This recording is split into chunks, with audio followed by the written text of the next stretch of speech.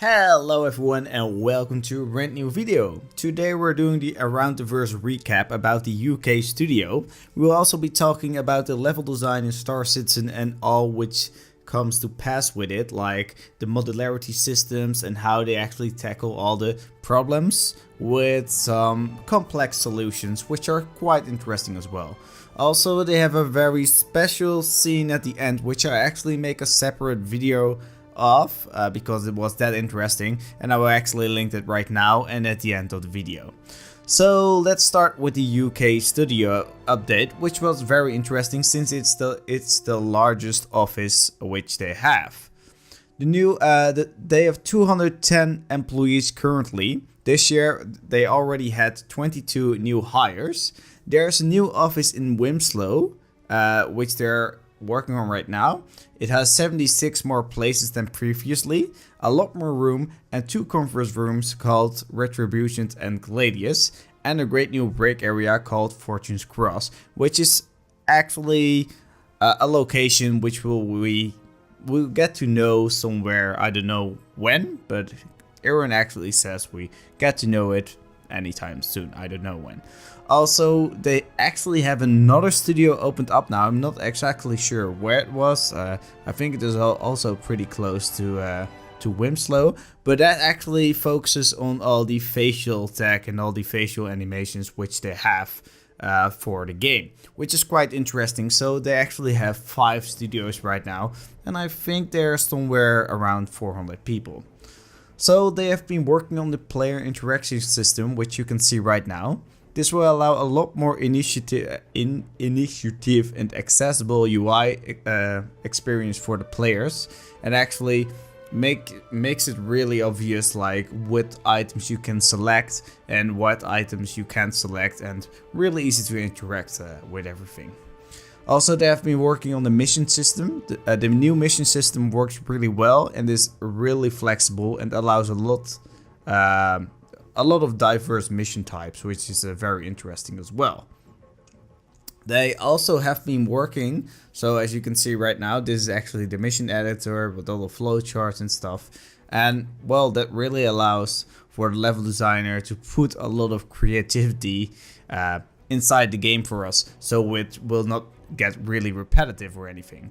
So as you can see right now, this is the system editor tool called Solet. They are also working at that at the moment, and they can very easily create all those dense systems, which are really cool, I must say. Also, they worked on the sprint. They added more animations for the sprinting and walking for a smoother transition between both. Also, they're adding inertia, so you will actually sway more when you sprint very fast and make a turn. Furthermore, they also make the AI pathfinding a lot better, so they can actually stay in line and blend between the animations in a way smoother manner. They have been working on the light tech as well, as you can see right now.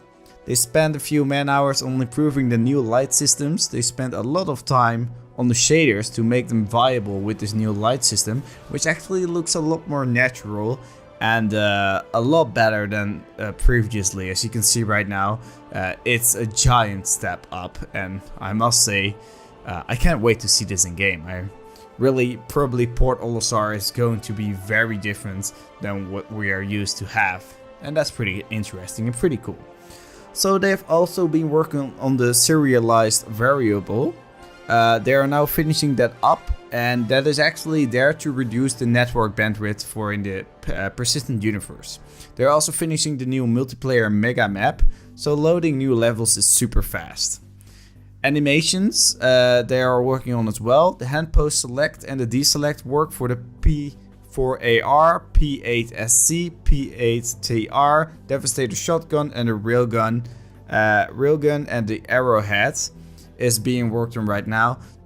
All those guns actually need the animations as well, but they also need animations when you're carrying no gun. So they have been working on the no weapon locomotion update and prone combat animation passes, also including the stock sprint update, which is probably a lot better than we have right now. Also, they have been working on oxygen and stamina sprint, and they have acquired some female feedback, well actually feedback on the female model they have been creating and actually made to work with all the animations, which is cool because we finally get to see some females in the game. As you can see right now, this is a new space station where you can depart with your ships and etc, etc. As you can see, you can actually see some starfarers on the landing base. Looks really cool. I think this is basically like a new Port Olisar, which looks very interesting, and I can't wait to see the variety in the game to actually not always be a Port Olisar or Grimhack, but actually get some more interesting locations. So lots of PU work for the animations and the Squadron 42 has been done. They're also focusing on general population for the persistent universe, like bartenders and shopkeepers. Concept work is being done for the Aegis Reclaimer interiors, which looks very good as well. Lots of work is being done on the modular approach, which you can see right now, and they're working on the truck shop. They're working on keeping the art style in line, and the first modular set is complete. Like you can see right now, this is the modular pieces they use to build all the buildings on their planetary environments. So that's pretty interesting, and there's a lot to tell about it, really. But they didn't really only work on this, they also worked on space a little bit to make it feel more interesting. Later in the video, you can actually see, that's actually right now, that you see an anomaly like in space. Like you see all those nice colors where you can warp into it, and not just the black vastness of space. I mean, after some time that gets really boring, and there's a lot more interesting to see in space. And I think this can really add to the vibe of the game, add to the atmosphere. And I must say, I can't wait to see this in game. I hope actually this is in 3.0 or something, because it makes space a little bit more recognizable as well. So for example, you can tell your friends like, okay, I'm in this blue haze, or I'm in this purple haze, or whatever. Like you can describe the colors, and that's always a good thing to have more distinct locations which you can call out for. So that's really cool. I hope to see that in game soon, but we don't really know. So yeah, there has been they worked on the thrusters as well for the constellation Aquila. The visual effects have been done for it, and they're updating their damage library and building out the last month's explosion template, and further polishing the ballistic SMG weapons. The visual effects have been working on a lot of planets to support their new planetary environments, including atmospheric flight effects and modular procedural generated surface spaces. Also, the UI team has been very busy. They are working on a lot on the kiosk shopping interface right now, and are working on to make it very universal across the game. So it actually works in all the shops, so for example from Dumpers Depot to Kasaba Outlet and all the others. Also, the audio team has been fixing performance issues for the audio, but also creating new audio for the Dragonfly, the Constellation Aquila, the Buccaneer and the Prospector. Work on the musical composition has been going on as well for the Squadron 42 and the Persistent Universe. They have been working on speech processing, fixes for the weapon audio, and Foley work for to create the right noises that can be heard from the different surface types. So for example, if you shoot a gun next to metal, it sounds different than you shoot it next to wood. And now they have been working on the modular buildings as well, and the level design, which is very interesting. And they have been talking about quite a lot in this Aroundiverse. So if they want to build all the levels and the planets on a traditional way, they would have been busy for the next 650 years. So that didn't really work out. So they needed a more sophisticated systems and go to another route.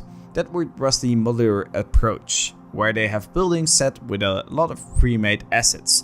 This actually reminds me of real life building, where they actually optimize the building process just by doing a lot of prefabs and well, just really regular pieces which are being used in a lot of different buildings. This modular system has its caveats as well. For example, you have to watch out for repetition with the modular system. They do this by teaming the assets, for example, low tech and high tech. They have another level on top of that, which is the content of the room itself.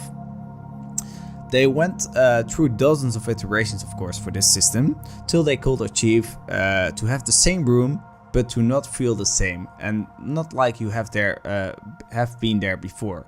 They have a couple of things they do to achieve this. The tile sets, for example, low tech, alpha, Bravo, Charlie, so a little bit subsets in the tile sets as well. Wear and tear, dirt passes, so in the middle of Crusader, where there's very wealthy people, everything will look clean, but if you're next to a pirate base or in the middle of nowhere, then it will be very dirty, so it will have a lot different ambience. So as you can see right now, this building which they're showing right now all has the same function, but it looks very different, which is really cool.